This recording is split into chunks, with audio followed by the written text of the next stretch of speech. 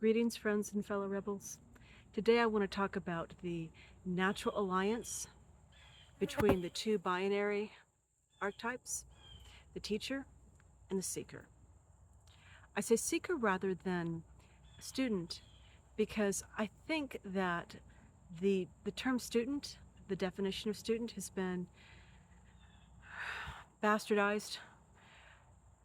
Unfortunately, too often in our current system, students are not taught to be active learners. They're not taught to be participants within the scope of their education. They are told to memorize what they are told and to regurgitate it for a test. And that isn't what education was originally supposed to be. You can't get creative thinkers who move the world forward if all you're doing is rehearsing and rehashing what has come before. A true learner, someone who's able to really imbibe the information or the experience that a teacher gives, is someone who first, they have to want to learn, have to be a seeker, they have to be looking for the knowledge or the experience or the skill, and then they have to be open to it, where they're not already so imprinted with the preconceived ideas that they can't open themselves up to what they're learning now. Thus, seeker. Seeker implies that you are open to learning and that you're looking for it and that you're active in the process. So, teacher and seeker. Those two are a natural collusion. But what's unique about that particular relationship is it cycles. At a certain point, the teacher becomes the seeker and learns from the seeker who is then teaching. In the ideal learning situation, the two are learning from each other.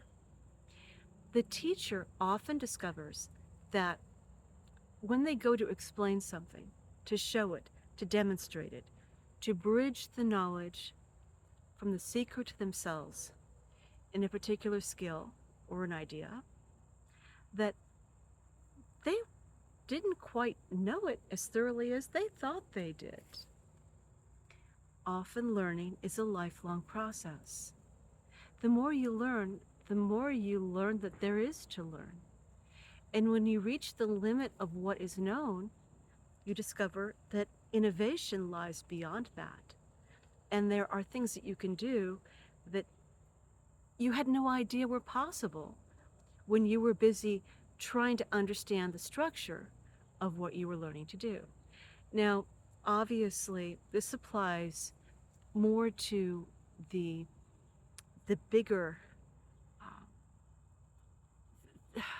the bigger modalities, the bigger vocations, things like healing, things like spirituality, things like cooking, gardening, all of these things, as opposed to something that you could learn, like how to turn on a light bulb or how to build a shelf.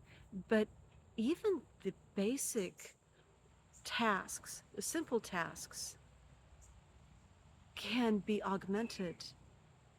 Simply flicking on a light switch to turn on a light bulb is one thing, but understanding the process of how the electricity moves to allow you to do that, thus understanding the potentials for that.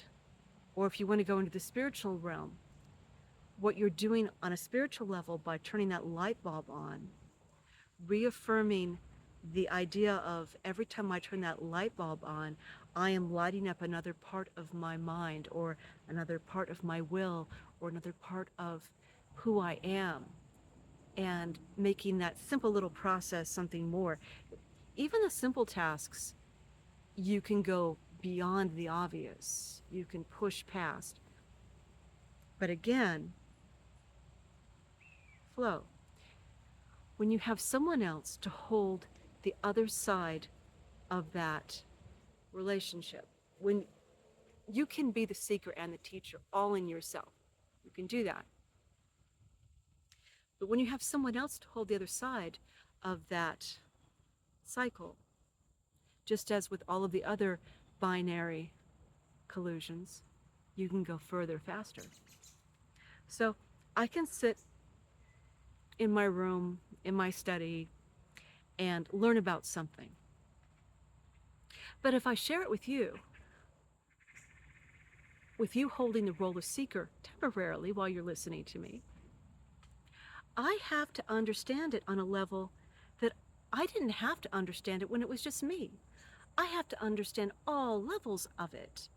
I have to understand it from a perspective that's very, very different in order to reach the most people, the most perspectives.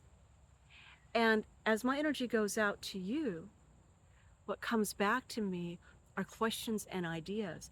Just by your paying attention to the sharing that we're doing, I get questions and ideas that make me think in directions that I never would have gone if it wasn't for this exchange.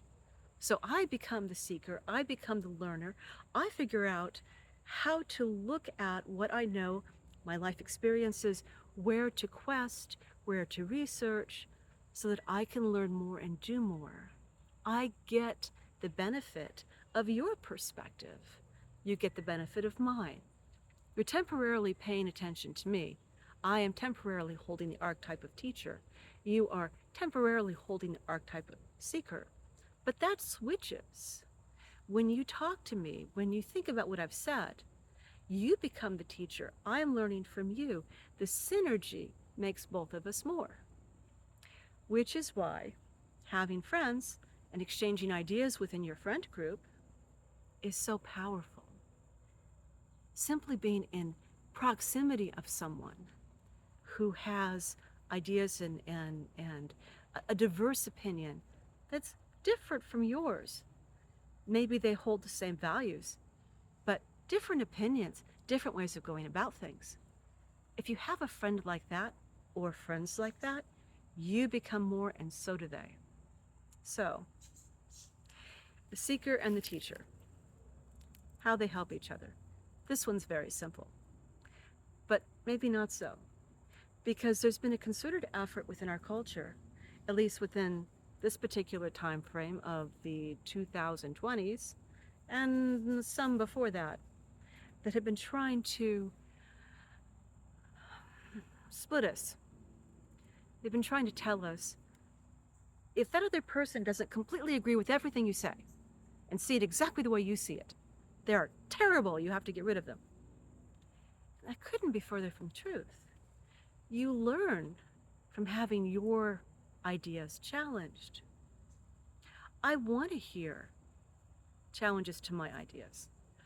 I'd like to make what I believe, what I know to be stronger. I can't do that if I don't get external challenges. So I like to listen to people who have different ideas from myself.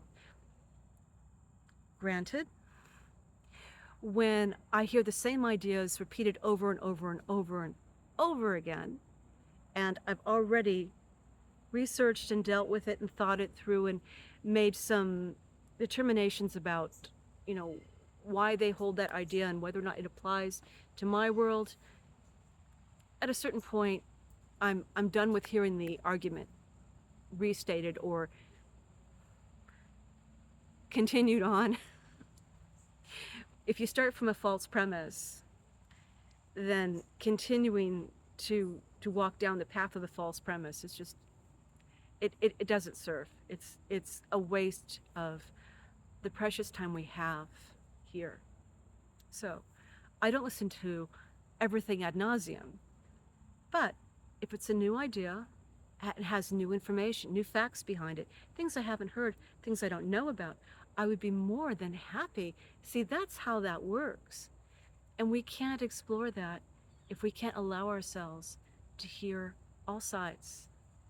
So I like to hear the other side.